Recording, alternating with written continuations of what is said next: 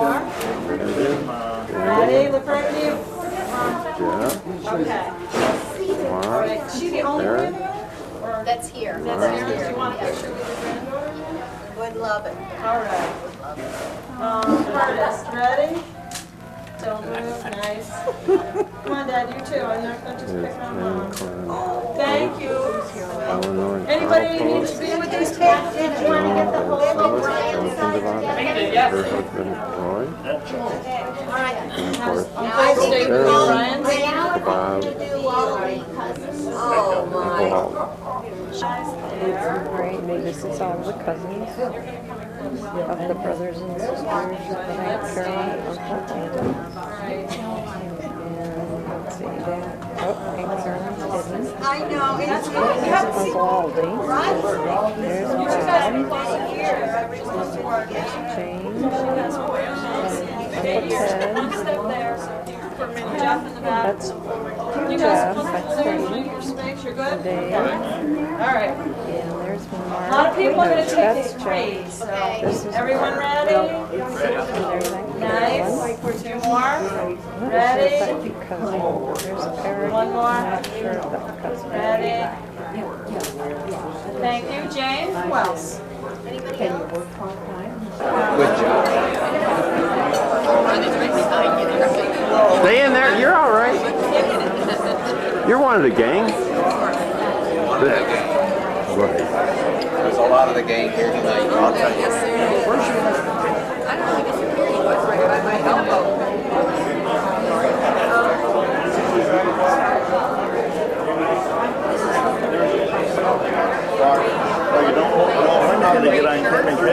You bet. Well, don't get caught picking your nose, because I'll find it. I really enjoyed just standing here while everybody's talking and laughing, and I hope that's what everybody's noticing. What's been going on all night is all this talking and laughing, because I was asked 10 minutes ago to start with a toast, and I hadn't even thought about it, and my first thought is, so I guess I need to toast what my life has been, because my parents are my life. Eric, you got 2 hours notice, not 10 minutes. And Actually, I emailed you 2 weeks ago.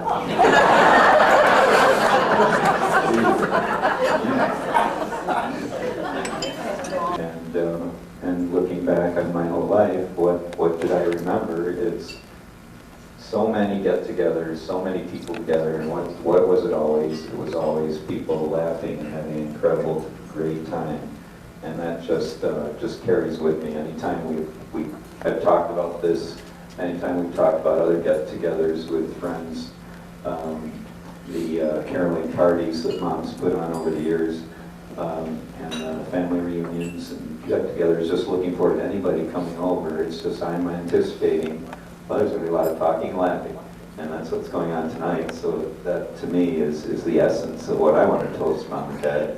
It certainly has formed the basis of my love. Jane?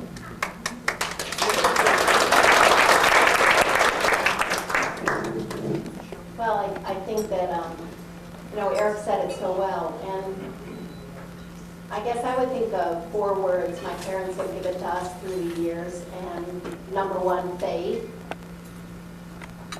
hope, love, and kindness.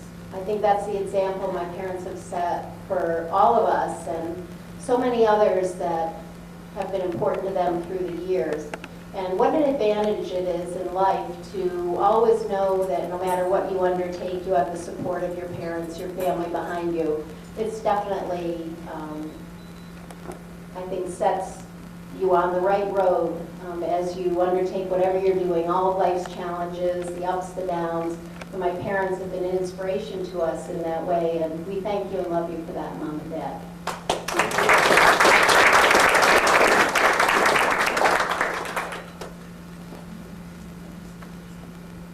I'm sorry, being an engineer, I have notes. Hey, it's open bar, I figured I might need them.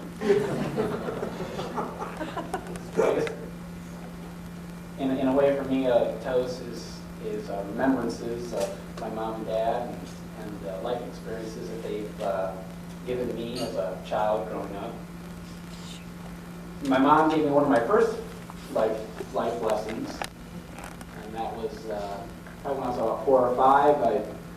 My mom was smoking cigarettes, and I remember walking up to her and telling her that, "Mom, I'm going to smoke cigarettes when I grow up, because I want to be just like you."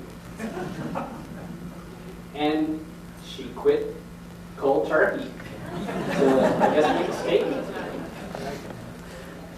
And I have to thank her for that. Hey, I get to butt in. I never knew why Mom quit smoking.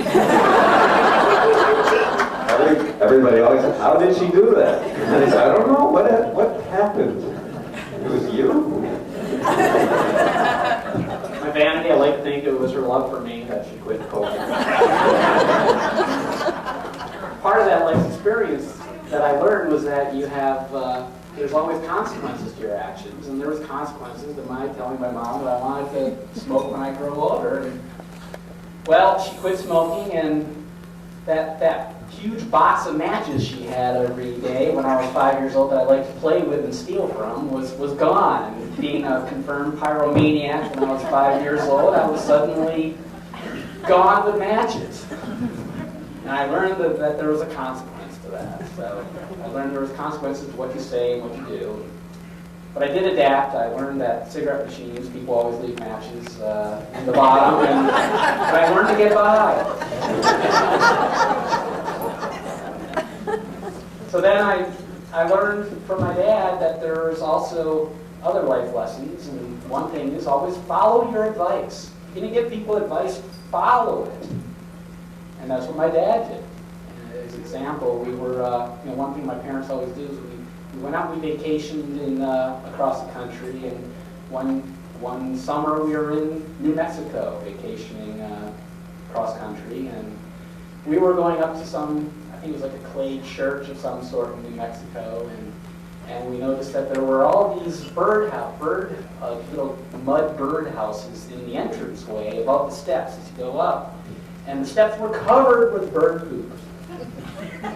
And my dad's observant and looking out for everyone said, "Make sure you look out for the bird poop." And we all quickly ran up the steps past the bird poop zone.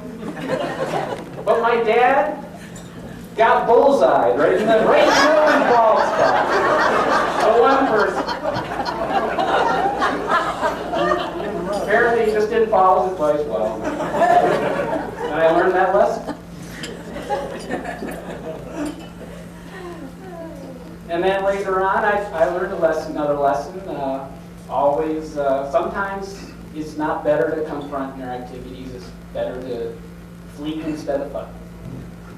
I was, based on my stature, you may be able to figure out that I was a problem child with eating my peas and roast beef. And I was a never-ending problem at the dinner table trying to eat my dinner. And one day I decided to bolt instead of sit there like I was told to eat my dinner. And of course my dad was in hot pursuit of me. As I bolted up the stairs towards my bedroom, for some reason I felt I was going to be safe if I got to that bedroom. My dad was in hot pursuit right behind me, and he stumbled. Unfortunately for him, he reached out for support and grabbed one of the 5 hanging chandelier lights and managed to smash that into pieces. Lucky for me, my dad forgot about me because my mom came to ask him about the chandelier. That was a great day in my life because at that point I realized I can outrun Dad. And the weird part about it now is that he runs 1.5 miles, 2 miles a day, and now he can outrun me. So somehow I got faster than him, and then I'm slower than him. So I make sure I eat my dinner when I'm sitting there. But overall, my parents have been wonderful parents. I just can't imagine anyone better to be raised by, and they've taught me a lot, and I've learned these types of lessons from them to pass on to my kids. And I love you, Mom and Dad. I couldn't ask for anyone else. We love you too. Here's to you.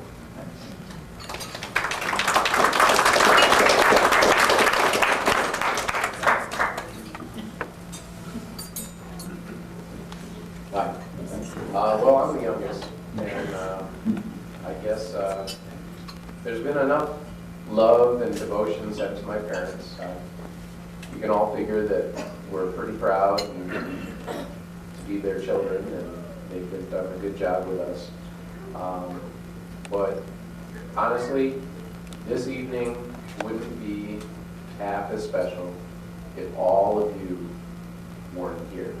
And I just want to give a toast to all of you for taking time in your busy schedules and your lives to put aside a little time just for them. Because my biggest thrill, other than the laughs and the happy chatter, is just seeing the looks on their faces when each and every one of you walk through the door. And I couldn't ask for anything better. This evening is all about them, but it couldn't be possible without all of you. So, cheers, everyone. I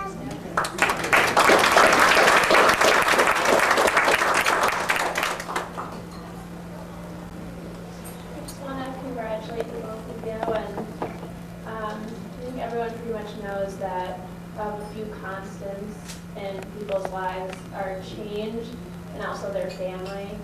And family is so important, and just to know that you've always been there for me and always shown love and kindness to me, I appreciate that greatly. And I wish you many more years of happiness and love. So here's to you.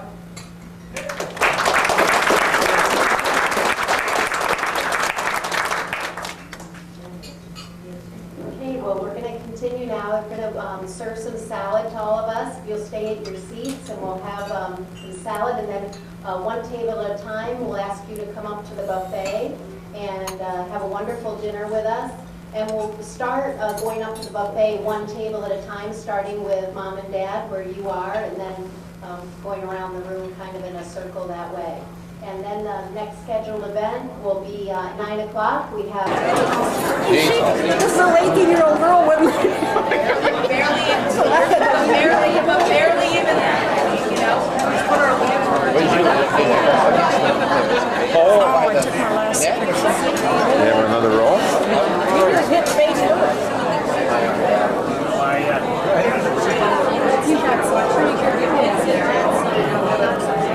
Well done. Good evening. Can you all hear me all right? Everybody hearing me all right? Good evening. My name is Ted Rodgers. I'm Carolyn's nephew. Carolyn's sister was my mother. And I just thought you'd like, all of us, we don't all know each other. So I just thought it might be helpful as we each come up here to share a few thoughts and share our hearts with Bob and Carolyn, that it might be nice that we know who each of us is. I just want each of you to know that this is a very special occasion for me. I know it is for all of us. And it just touches my heart to see how many of us have been touched in our lives as we've gone through our lives by Bob and Carolyn. What a wonderful example, what a wonderful encouragement it is to me, and I'm sure it is to all of you in a day and age when family and marriage are made fun of in many instances in our culture. And to see a family like Bob and Carolyn and their children, and the wonderful example that all of them have been to me, and I'm sure to many of you. At any rate, I was 14 years old when Bob and Carolyn got married. I just got thinking about that a few days ago. Jane asked me if I would say a few words, and I thought, I'd be glad to do that. But gosh, I love you both, Bob and Carolyn, and I just, it is such a pleasure to be here. I live in Spokane, Washington. I know that some of you have come from a long ways away. I think there's some folks here from Portland. Is that right? Yes. Yeah, Portland, Oregon? Yes. Wow. And there's a man here, Chuck, here from Chicago. Is that right? And I'm sure there's some, I don't know where all of you are from. I haven't met all of you, but I'm sure that many of you come from many parts of the country to celebrate 50 years of Bob and Carolyn's marriage. One thing that I would like to do, there's a number of you that I know that would like to say a few words, so that we have enough time for everyone to do that. The things that I want to share with you are that I remember the days when we used to gather as a family, and Bob and Carolyn would come down from Potsdam periodically, and we'd have a picnic at the foot of Seneca Lake, Geneva, New York. Remember those days? It would be Labor Day or 4th of July. On Grandma's birthday. On Grandma's birthday. And we'd get together on Thanksgiving. There would be times we'd gather in Grandma O'Brien's apartment at the corner of Washington Street. And what was it, Pulteney that went the other way? And they're just wonderful memories. And you know, my family now, I'm married, I'm divorced. I have 5 children, and we're all over the country. And the days of family getting together like that, it's just few and far between. So that makes this occasion, gives me another reason for it just being so special for me to see everyone again. And I remember Marge. Marge went through high school with Carolyn, and they both went off to teacher's school. And I hadn't seen Marge in, I don't know, 50 years. I mean, can you believe it? We're all here. We've known these folks for 50 years, most of us. And it's just wonderful. And Joan Van Sellis, she's a second cousin, aren't you, Joan? I'm trying to remember. To me. Getting it all sorted out. And the Larsson family and relatives that I haven't seen. Carol Russell, I haven't seen in 50 years. She was in the wedding. It's just fun. It's just great together. Mark and I were talking earlier tonight. Mark and I can't remember when we met each other or saw each other. I mean, I've known about Mark, and Mark has known about me, but just the tyranny of distance. You know, all of us. I've lived in California, and I've lived in Australia, and I've moved around, and you lose touch. So times like this are very special. I want to share something with you that I found that. What is the glue? What is it that holds a marriage together for 50 years? And many of you have done that. And I found this the other day. I've known about it, but I pulled this out. The glue is love. The glue is love. And today, love, there's a lot of definitions of love, but I really like this definition of love. Love is patient. Love is kind. Some of you may have heard some of this. It does not envy. It does not boast. It is not proud. It is not rude. It is not self-seeking. It is not easily angered. It keeps no record of wrongs. Love does not delight in evil, but rejoices with the truth. It always protects. It always trusts. It always hopes. And it always perseveres. Love never fails. And it doesn't. You know, it's just a wonderful, wonderful thing. And what a wonderful example, Bob, you and Carolyn are to me and to all of us of true love. Thank you very much. The thing that I had was, how soon are we going to get to the cake? And yeah, Aunt Carolyn was important. And yeah, this Second World War pilot who showed up into our family, he was bigger than life. It just amazed me. But still, when are we going to get to the cake? But, and really, I remember some of the people here. Some of them, not many. that were there 50 years ago. But to get to my remembrances, again, as Ted said, Uncle Bob and Aunt Carolyn lived up in Potsdam, so we didn't have a lot of opportunity to cross paths together because we lived in Western New York. So on those occasions that Ted referenced, and on the occasions when we would be spitting watermelon pits in the backyard of Blossom Road, and family get-togethers, they were very special. As it came to pass, Aunt Carolyn and I have a similar hobby. We both enjoy cross-stitching. Now, Carolyn is probably the best cross-stitcher I've ever seen. And in a visit 2 years ago, Christmas time, when we came up to this area and spent the evening with Bob and Carolyn, Carolyn was nice enough to show me a lot of her work. Just amazing work that she does. And I probably looked at 24 different examples of just how well she does her hobby. Well, during this time, Uncle Bob was in the living room, sort of watching from a distance. And then during a lull in the conversation, and after we had seen all of Carolyn's examples, Uncle Bob came over and said, "Are you interested in what my hobby is?" And of course, being a dutiful nephew, I said, "Well, sure." And so he disappeared, went out of the room, and came back with his folder. Now, we all know that Uncle Bob was a math major. Well, he sits down with Ted on one side and me on the other, and he pulls out 22 pages of formulas. And he proceeds to explain how this formula that he worked on for days, if not weeks, in order to prove, and I'm not sure what the proof was for, Uncle Bob. When I got done, I shook my head and I said, "Now there is a hobby." So we got very well versed with both Uncle Bob's and it. It's up to 100 pages now.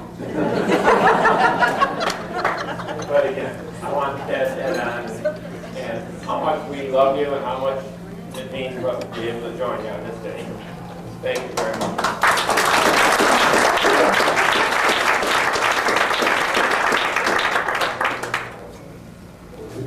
And now I'd like to introduce Patty Bell. Patty is my brother and myself. She's our cousin, and she's from Geneva, New York.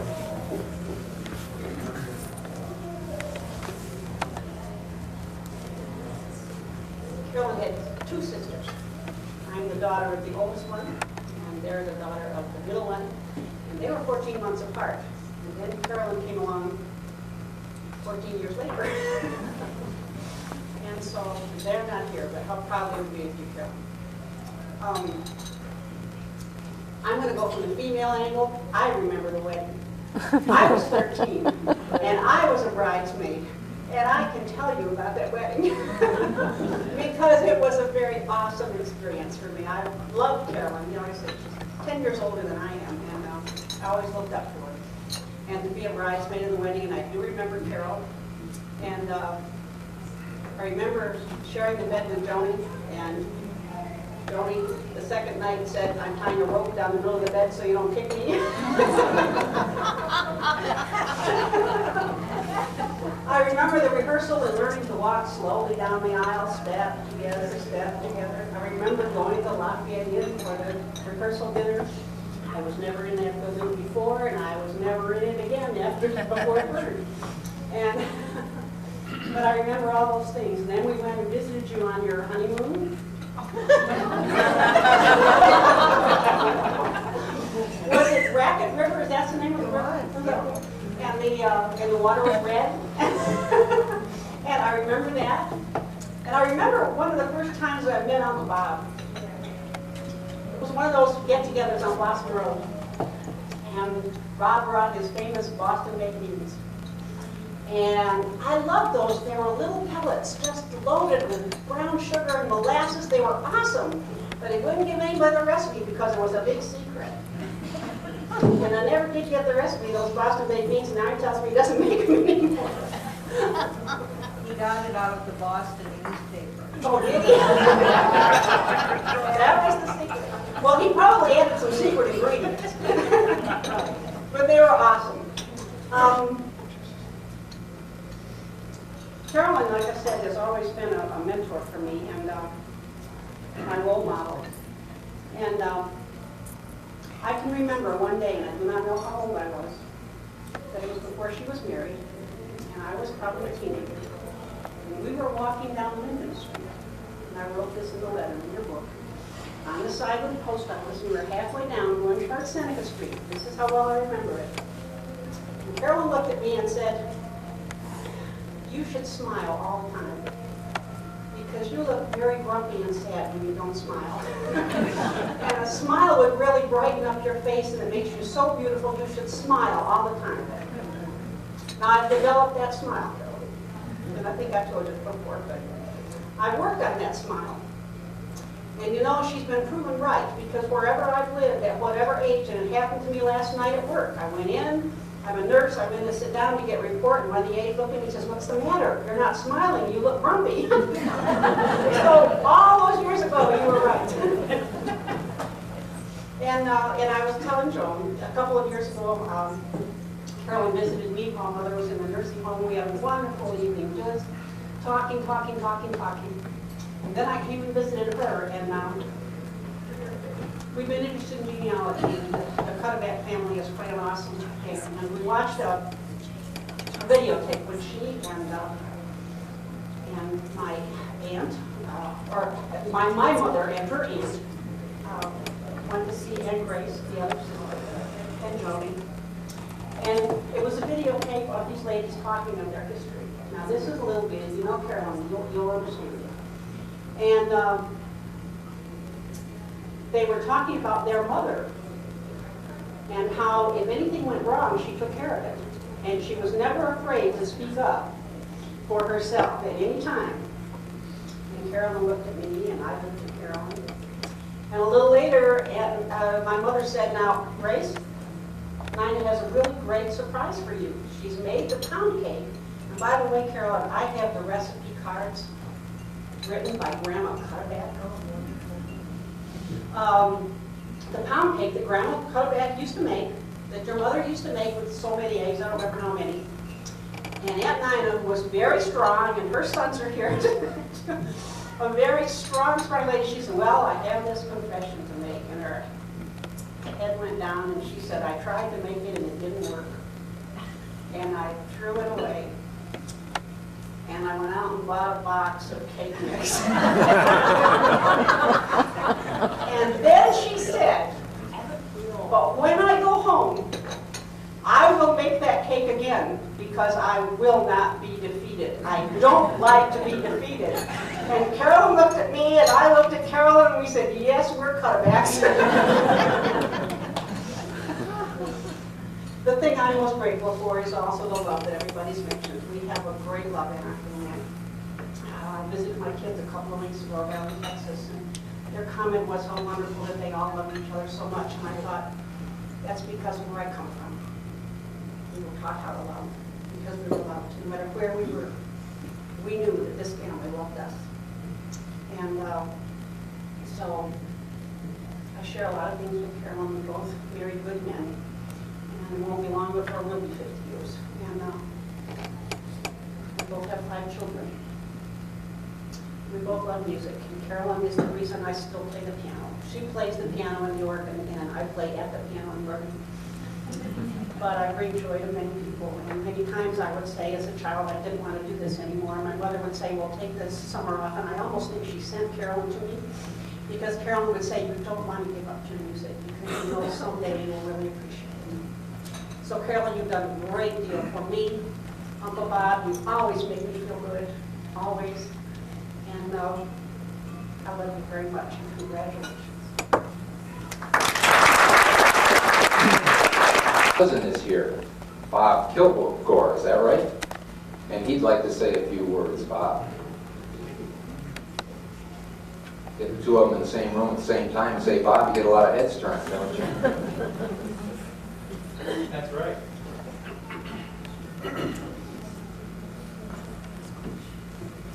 Bobby and Carolyn, I am so pleased to be able to be here. It's a special time in my life to see the two of you together after 50 years. It is just grand. I went through a very difficult time about 10 years ago when I lost my first wife after 41 years of marriage. And my second wife also lost her husband after 41 years. Kathleen is my first wife's sister.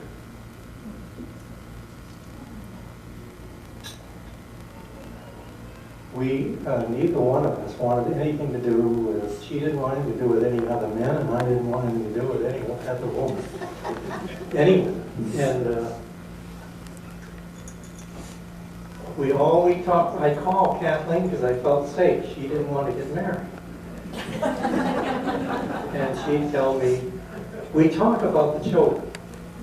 And all these children all have some kind of a problem. And you can't solve it yourself, so you have to find someone to talk to about it. So Kathleen and I kept talking and talking. And I was out in Utah skiing, and I called her at the end of the day. And we talked and talked and talked, and I finally said, Kathleen, do you have any idea how long we've been talking about the children? She says, oh, I have the fingers. I said, 3.5 hours. And I said, I think something's happening. So shortly after that, we got married. And now we're celebrating this year 51 years of married life. And I've been very blessed having married two of the loveliest women in the world. And it's just so lovely. But back in the 30s, before I was old enough to get married, we would stop at the Larsson's house whenever we went to visit Gloucester. And we lived in Winthrop, which was the beginning of the North Shore, and Gloucester was pretty much the end of the North Shore. And his mother was a little bit of a thing. And she had such energy. And she talked so rapidly. And you'd have to really absorb this. You know, she played the organ. It's just a wonderful, wonderful family. And it just was, whenever we stopped in, it was just always welcome, you know, come in, we love to see you, and all the rest of it. He had an uncle around the corner, Will Sharp. And Will and my father were very close friends. And they shared books written by H. Rider Haggard or Henty and Russ, I believe you were the recipient of those books when Will passed away. I believe Russ is here, isn't he? Carolyn? Is Carol here? Carol's here. Russ isn't? No, you've confused us. I'm sorry. No, you don't have to be sorry. We're trying to figure out who Russell is that might have got the books. Because it wasn't me. Is it you? No. Did you get up the book? Well, I know one of Isabel's sons got it. But anyways, I knew... Bob has the book.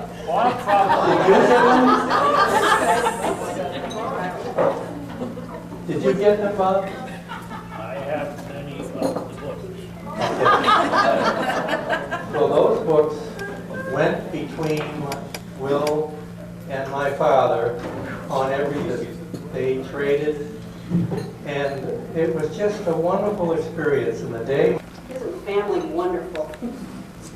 And I'd like to introduce a member of my family that is very special to me and I'm very proud of.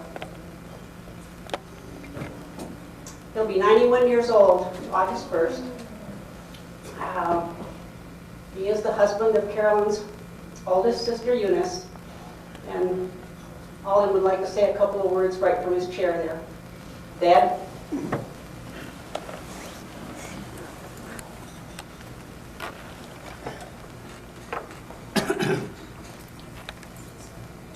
friends and relatives, and all those that are gathered here. It's a real pleasure for me to be here. As my daughter has said, I'm 91 years old, and I've known Carolyn all her life. Carolyn was my wife's youngest sister, and we've done a lot of things together, Carolyn and my wife.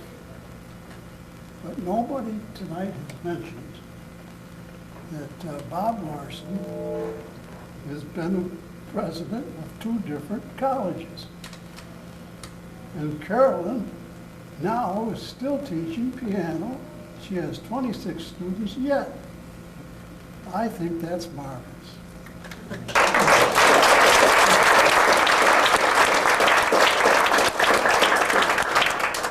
I want to just publicly congratulate Carolyn and Bob for their 50th wedding anniversary. And I hope and pray that they will have many more anniversaries. Thank you.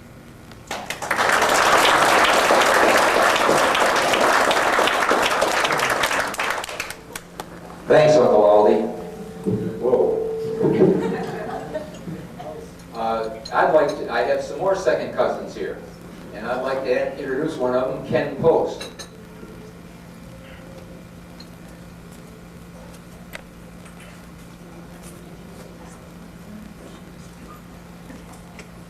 I'll have to tell you that was a mistake. I'm a first cousin of Carolyn.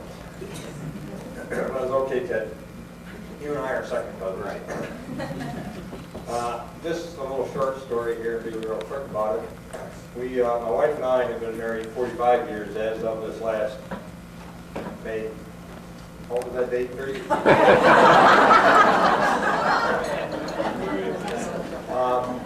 We were married and went on a wedding trip to Bob and Carolyn's house when they lived up in Potsdam. Well, my mother was Carolyn's mother's sister, oldest sister, and we were on the farm, had very, very little money, and I can't remember what we went on that wedding trip up through the Adirondacks and back with, but I know it was very minimal. And my mother and Minnie, Carolyn's mother, got together and decided it'd be a wonderful idea if we'd stop at Bob and Carolyn's on our wedding trip.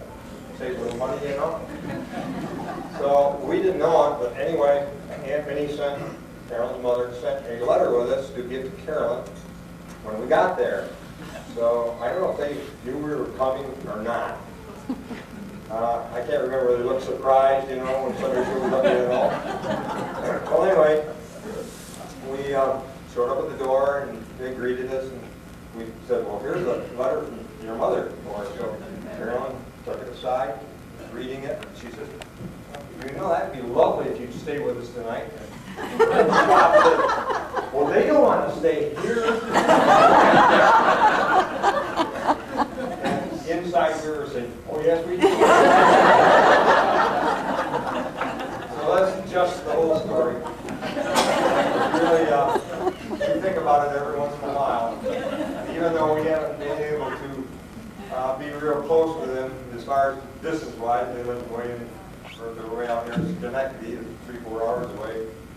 And we were busy on the farm, my brother and I, and my dad, mother, whatever. They would come up occasionally. I remember, they came out and visit when Eric and Joni were just little, or Janie was just little kids. And it just doesn't seem as if it was that long ago. When you look back, time really does fly, especially if you're having fun. But it's been such a nice time here tonight, and I really enjoyed ourselves, my wife and I.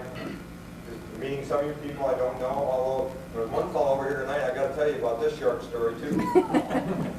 I looked across the room and to see this fellow, he's been baller than I am, with his camera looking, and I said, boy, he looks familiar. If I didn't know that was Don Hunt, I've got to go over and tell him he's got a twin. But I was just about to do it, and he came over to me and he said, are you Ken Poston? Yes, I am. He says, well, how did you? And we kind of looked puzzled at each other. His wife and Carolyn went to school together in Geneva, New York. She went off to Clarkston. Carolyn went to Potsdam, and they were Carolyn said, from kindergarten all the way through school, they were friends. Little did I know, Don and his wife live 5 miles from us out in New York right now.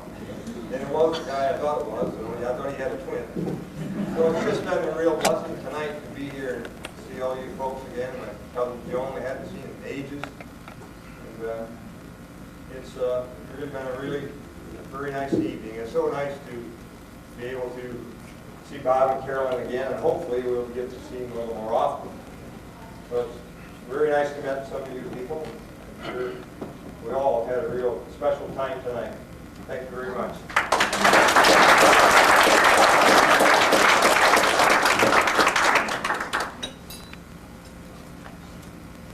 And the third second cousin I have here is Carl Motion, Ken's brother.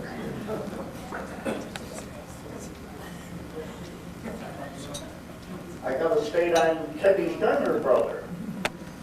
We were on the farm and we had a cottage down on Kilgore Lake down the Poplar Beach, and my Aunt Minnie, which is Carolyn's mom, would come on up and come up on the weekend, your son and Sonny, they'd have a picnic, go swimming and everything. We had a lot of great times. And just before Thanksgiving, Mom says to brother and I and to Dad, she says, I talked to Aunt Minnie, we're invited there for Thanksgiving. And Dad says, we got quite a lot of work to do on the farm. Well, she says, we're going to go. We still had crops on. And Mom says, we're going to Aunt Minnie's and that's it. Well, when Mom said that's it, Dad listened. So we lived exactly 22 miles from Geneva. So all the way down, I was probably 10 years old, maybe Penny was 12, all the way down. Mom says, now when you're at Minnie's, there's no horseplay, no wrestling, no fighting, and you mind your manners. Now at the table, you sit down and make sure you put the napkin on your lap and be careful, do not spill anything on Aunt Minnie's lace tablecloth.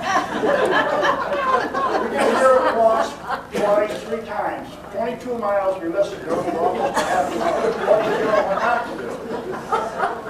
So she says, now make sure you close your eyes when they have the lesson. Make sure you get the napkin on your table, on your lap, and do not spill anything. Well, we had everything passed around very politely around the table. Around the table again, the dishes kept going, and lovely dinner. And Carolyn decided she wanted some more gravy. So she reached over to get the gravy, and she hit the ladle and flipped it on up, and guess where the gravy went? All over Aunt Minnie's Well, Aunt Minnie says, Carolyn, look at your mother's lace tablecloth. And us kids, Kenny and I, we had to bite our lips so we didn't laugh. After we get lectured for half an hour all the way down. So we got in the car and went home, and my mother said to both of us, boy, she says, I'm so glad you did not spill the gravy on that. And us kids we couldn't stop but laughing all the way home. It's been such a nice time of knowing Bob and Carolyn. My wife and I, Eleanor, we live in Florida. And we finally hooked up with one of our lost cousins, Joan and Roy Vincelis. They've been down to see us. We've caught up a lot of good times with them. In the last couple of years, we've been to their house. And it's nice to have relatives as nice as we've got. And it's something you cannot take away is your friends and your relatives. And my wife and I will have 30 years of marriage, the 27th of July. Carol and Bob have got 20 more years on us, and we wish them all the luck in the world and many more years of happy marriage, and God bless both of them. Thank you.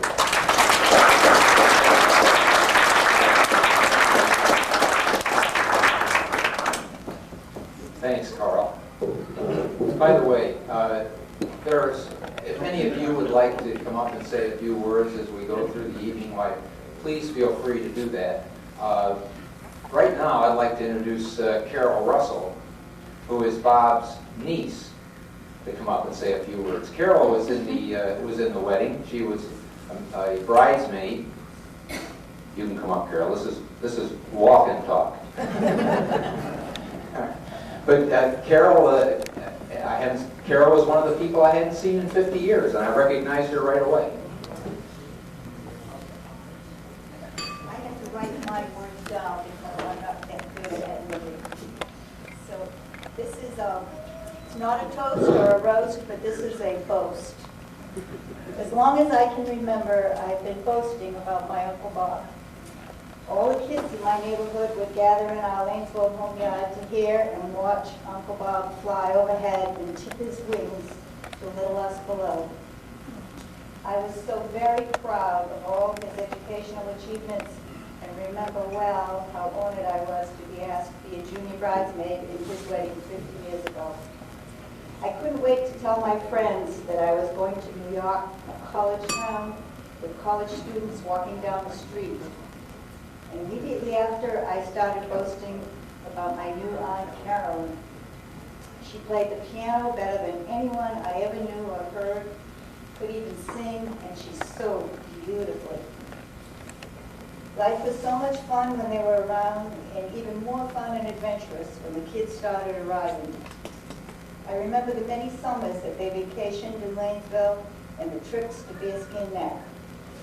Wonderful memories could go on and on, but the latest ones of going to Disney with Uncle Bob and Aunt Carolyn will always stand out. Everyone should see Disney with such expert tour guides.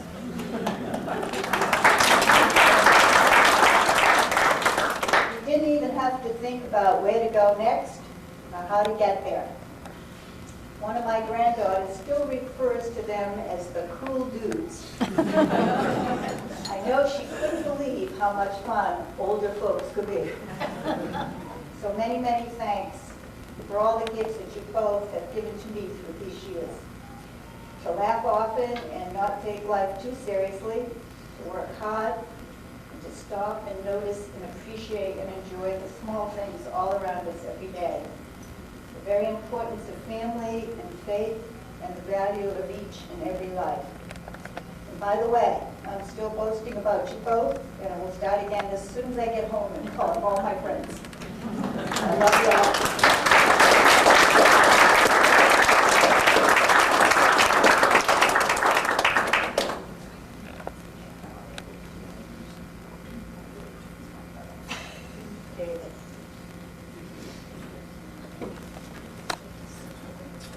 Carol's brother is here, David Dow, if he'd like to say a few words.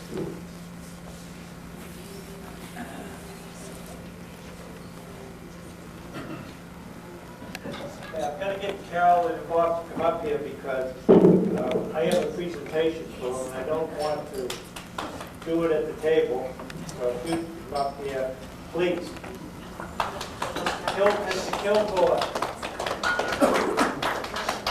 I was so pleased to hear your name tonight because I grew up in that house where you visited in Wadesville. And Carol and I, having grown up during the war years, appreciated very much what Bob did to our family because we really didn't have a father figure at the time, but we had a wonderful mother, my grandmother, grandfather, and Bob. So I know exactly what you were talking about. Well, what I've done here is I made two canes. They don't really need canes yet, particularly Bob can't run with this. But these are really English walking sticks. This one here I made for Bob, and it's made out of maple in a wood called purple heart. Now what we have, Bob, is we have a rubber tip on this cane for when you might be hiking during the summertime. Now, you could also take your money if you wanted to.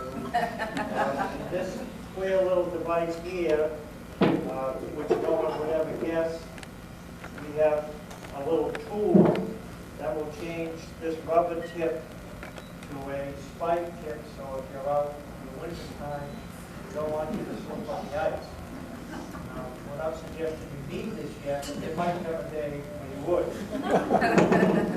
So I want you to have that appreciation of many things that you have done for me. Now, Carolyn, the same deal, except the tip of your stick has an ebony top. And I think ebony is a very elegant wood, and it's for a very elegant lady. So this is the little tools that go with yours. The only other thing I would like you to know on this, on top of yours, there is 5 circles, 10 years each, representing the 50 years. Okay. And on Carolyn, there is 5 rings in here on them watches. And thank you both for all that you've done for us.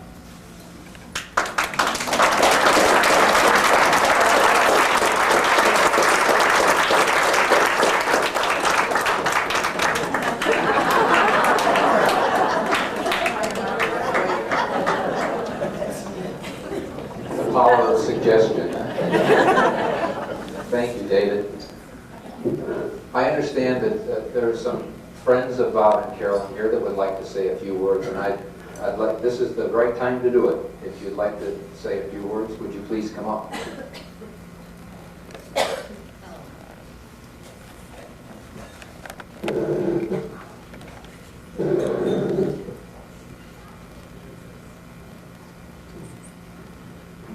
I am basically a newcomer to this gathering because I am a neighbor. And I cannot remember when Bob and Carolyn moved in across the street from me. Can you tell me what year that was? 1970. 19 what? 70. 1970. Okay. Well, I had already been there for 10 years. And I think I'm basically speaking because you have had so many wonderful family members speaking, and so I feel that I am a newcomer to this group.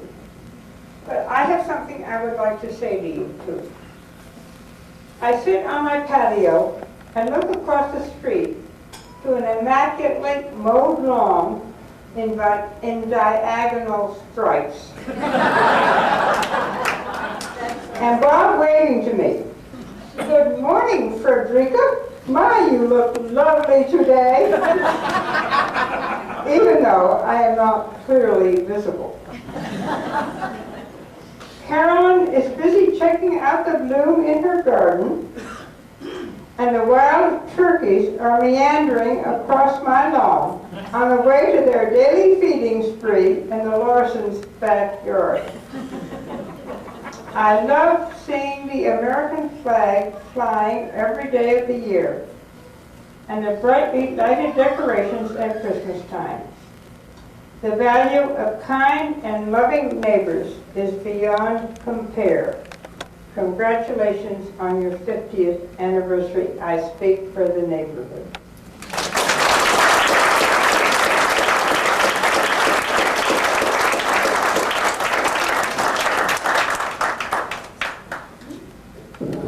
Thank you, Frederica. Friends are always a part of the group, a very integral part of the group. Any more friends?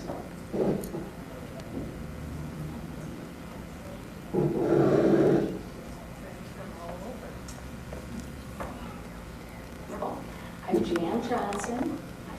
My husband and I and 2 daughters moved to New Hartford in the 60s. Carolyn probably knows the exact date. We moved right next door to the Larsons. And we're so thrilled because we were the Johnsons, and the Larsons were next door, and the Petersons were across the street. So coming from Minnesota, we felt we were in Scandinavian heaven. We could barely pronounce the Sadowskis, who lived across the street in the other direction. I just wanted to say tonight that in addition to all the wonderful Larson family, our particular blessing at the time we moved in was not only a wonderful companion for our daughter Lynn, Jane Larsson, but a wonderful companion for our daughter Lori, Billy Larsson. And we appreciated the wonderful relationship we've had with all of the Larsson family, and especially the wonderful relationship that we had with Billy and Jane. And we will appreciate that forever. Even though he is not with us in person tonight, we feel his spirit, and we know he is with us. Thank you.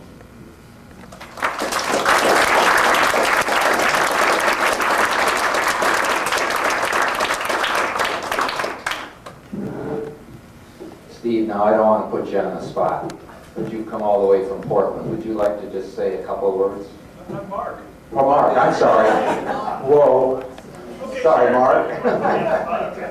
I beg your pardon. Actually, Mark Steeves. Mark Steeves. Close enough. Hi.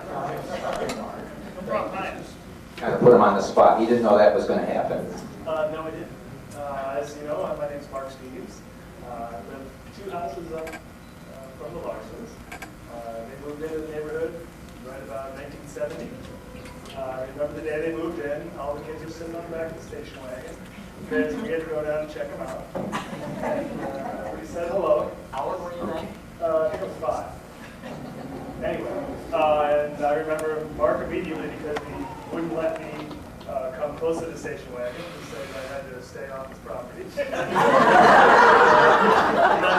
I'm not sure why he did that, but that's just the way he was. Anyway, I have a lot of great memories growing up next to the Larsons. I spent a lot of time in the house. I know all the kids very well. Have some strange memories, like never forget Mrs. Larson steering that full-size Ford station wagon with no power steering, arm over arm. She did a great job with that. And most of the cars had a clutch, of course. You could shift that as good as anybody.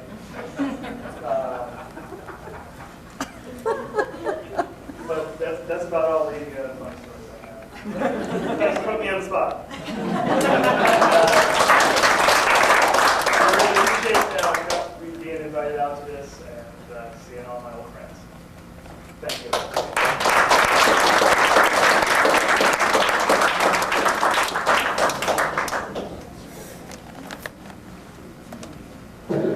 Thanks, Mark Steeves. What he didn't tell you is that growing up with, when Meagan was born, and of course we were fortunate to be able to visit my parents regularly, especially during our early years, so Mark Steeves was a constant presence in our house, and of course having a brother Mark, and Mark Steeves down the street, we always referred to him as Mark Steeves.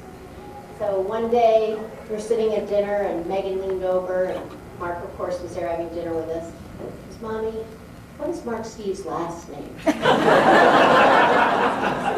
But anyway, that's how close so many of these people have been to us. And in our house, my parents have welcomed so many people. And it's just wonderful to hear from so many different generations about how my parents have touched their lives. That's very special to us. So without further ado, Mom and Dad, if you have a few words to say.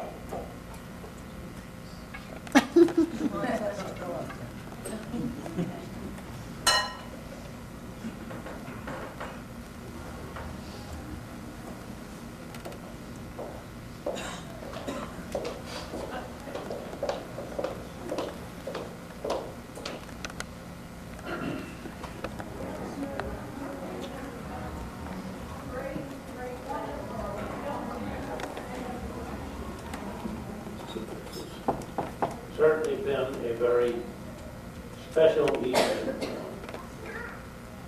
in our lives. We deeply, deeply appreciate all of you who have come.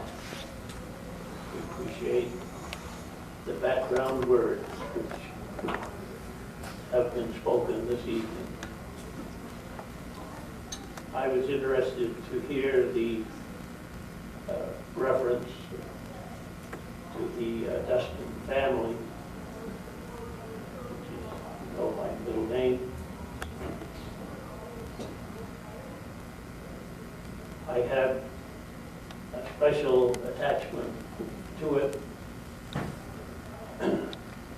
through my grandmother,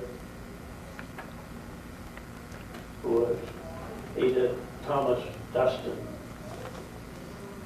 Because back many years ago,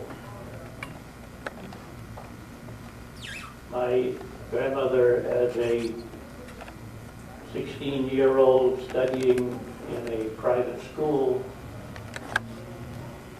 woke up one morning to find that she could not hear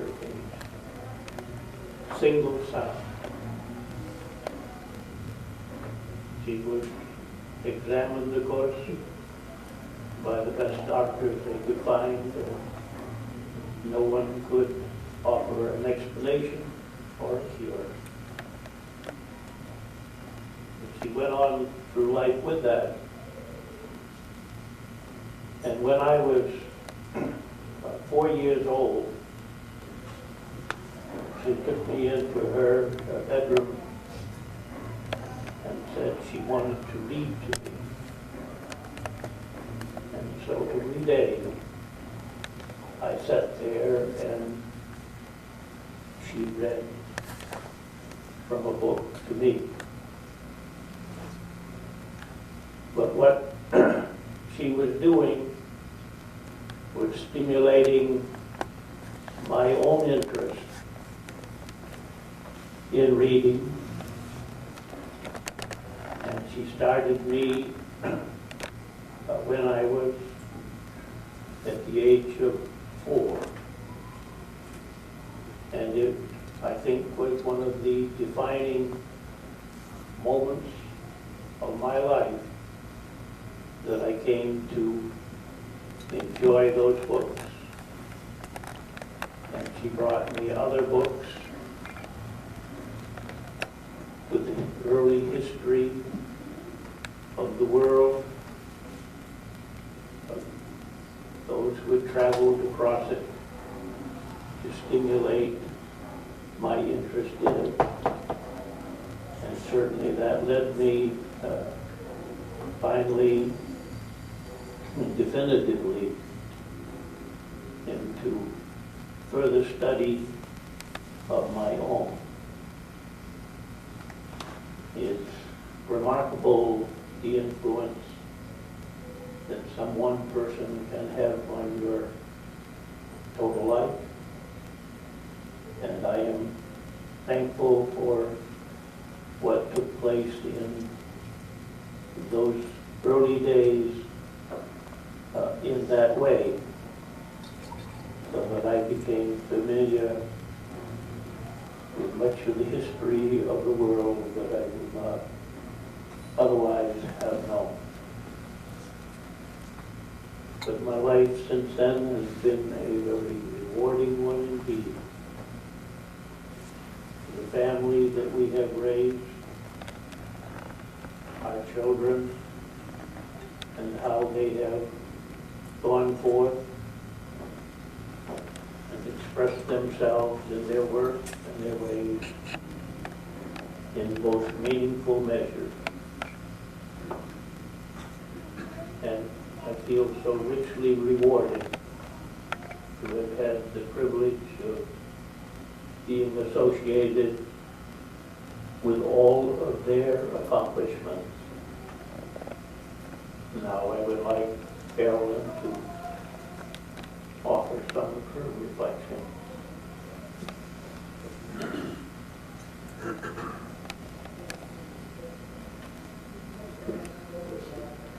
It's been 50 very interesting years. Very full years, full of memories. Every table I look at here tonight stirs another memory. Memory of New Hartford over here at this table, and Geneva, and Marjorie, and I went through school together. I was so surprised to see you come in tonight. Thank you. I was so surprised to see the rest of you from New Hartford. And some of my neighbors are here. Wonderful to have you here. And thank you for coming. And I think of all the times we've had together, and each face I look at stirs another memory. I look over the far table over here, and I associate First Reformed Church with all of you people, where I worked with you for 13 years, and it was very rich, rewarding years, and very much part of my memories. I don't know if you saw the young man, tall young man came in a shirt and shorts tonight. He's going to be a freshman at University of Pennsylvania in the fall. But the last 12 years, I've had the wonderful association with him, and sitting next to me on the piano bench. And he wrote me a note after his last piano lesson. And he said, "I think of you as my grandmother." And you know, I think of him as my grandson. But he's a wonderful pianist. He's going to be a journalist. But some of the experiences I've had with all of you people, and with all of these young people, I look over here, and three of our sons are sitting over here. And Chuck Zazak walked into our house this afternoon. He rang the doorbell, and I went down and I said, "Chuck, can you imagine?" I remembered his face. But he along with Mark Steeves, was in our house at least every day. And I swear that every time I baked pies, that one of our kids raised a flag on the house. And they arrived and wanted to know if I made those little cinnamon things. And of course I had, and so they feasted. And cookies, it didn't matter, they were all hungry. It didn't mean that they weren't fed at home, it just meant that they had empty legs. I'll give Heidi the recipe. And thank you for coming all the way from Oregon. You and Heidi and Callie. She's being a very good little girl. And Mick, you were in our house quite a bit too. And Scott, great to have you here tonight.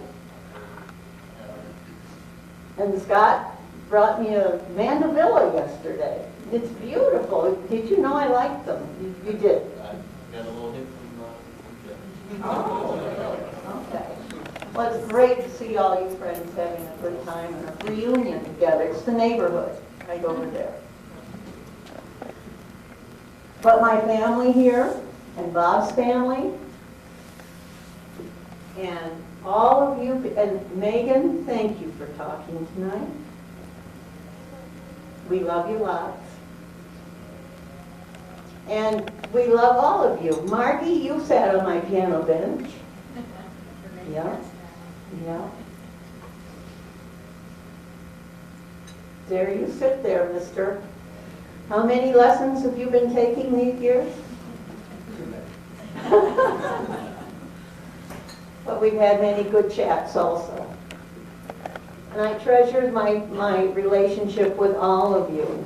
And the Pardinanis who live across the street. Dr. Pardinani, you were on my piano bench too, weren't you? Yeah. And both of your children. Yeah. And I've had a wonderful time knowing all these children and all these families and all my neighbors over here too. This is a neighborhood table along with people from Vermont. You're all getting to probably share stories and all. And I look back there at all my nephews, my two nephews and my niece. At this point, I would like to say there are 3 of my bridesmaids here tonight. Now, I think that's a pretty good record. One is Carol already told you that she was a bridesmaid. And Pat told you that she was a bridesmaid. And this is my cousin Joan right here. Stand up, stand up. Stand up.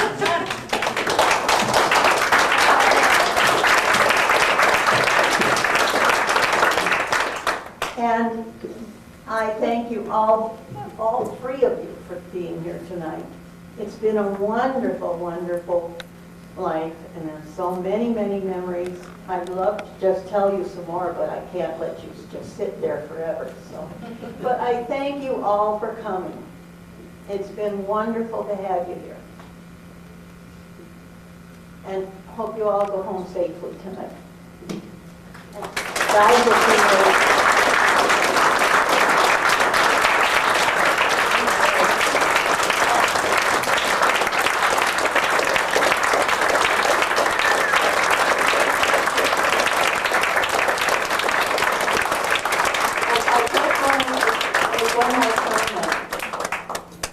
my life with Bob is very interesting.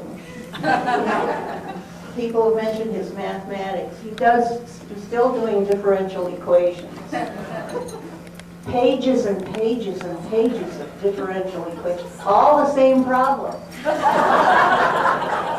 I don't understand it, but he likes it, so I let him do it.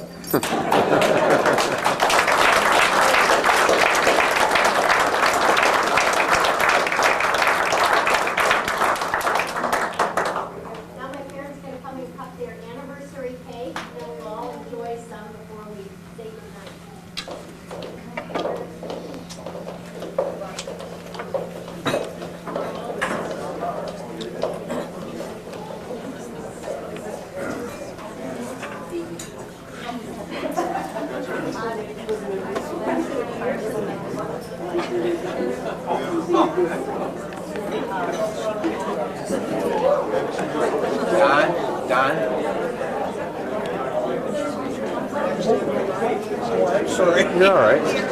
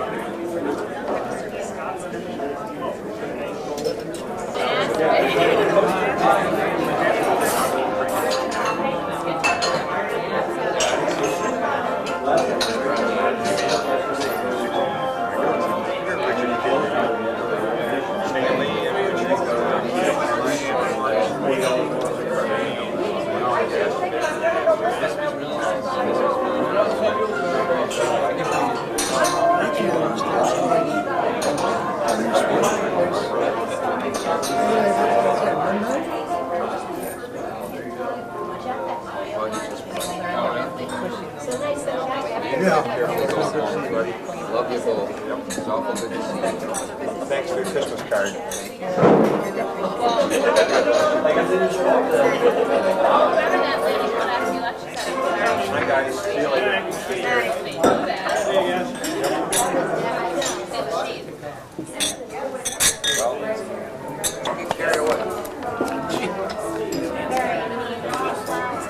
I got it all. In the hotel room? Can't take all of them. We'll take a few, but you guys take some.